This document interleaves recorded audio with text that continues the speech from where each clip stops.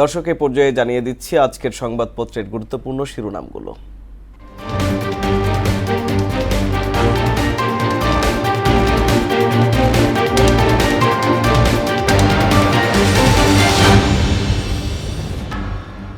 শুরুতে আমরা হাতে আছে প্রথম আলো। বেশ কিছু গুরুত্বপূর্ণ প্রশ্নে এখনো ঐকমত্য হয়নি জাতীয় ঐকমত্য কমিশন।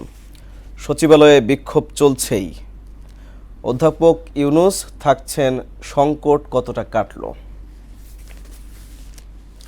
দৈনিক ইত্তেফাক, প্রশাসনে বিশৃঙ্খলার আশঙ্কা, চায়ের দোকানে দুর্বৃত্তের গুলিতে প্রাণ গেল বিএনপি নেতার। অভ্যুত্থানকে বাইরে থেকে উগ্র ইসলামপন্থী আন্দোলন হিসেবে তুলে ধরার চেষ্টা হচ্ছে, ডক্টর ইউনূস বলেছেন। সমকালের শিরোনাম, সমস্যাগ্রস্ত 20 আর্থিক প্রতিষ্ঠান একীভূত হচ্ছে। সচিবালয় ঘিরে উত্তাপ। টোকিওর কাছে $100 কোটি বাজেট সহায়তা চাইবে ঢাকা। বাংলাদেশ প্রতিদিন, দেশজুড়ে চতুর্মুখী বিক্ষোভ সমাবেশ, মিছিল, কর্মবিরতি, আন্দোলনে অবরুদ্ধ সচিবালয়। করিডর দেশের নিরাপত্তা ও সার্বভৌমত্ব প্রশ্নে আপোষহীন, সেনাবাহিনী বলেছেন।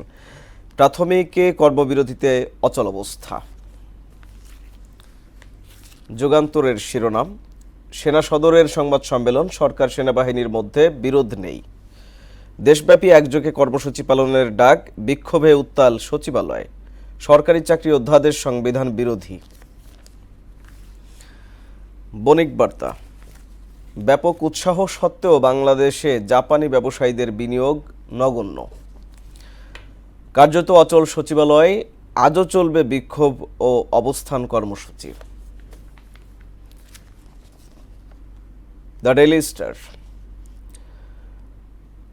breakthrough on core reforms. Protests continue at Secretariat. Army government are working together, not at odds. দর্শক, শিরোনামগুলো দেখছিলেন।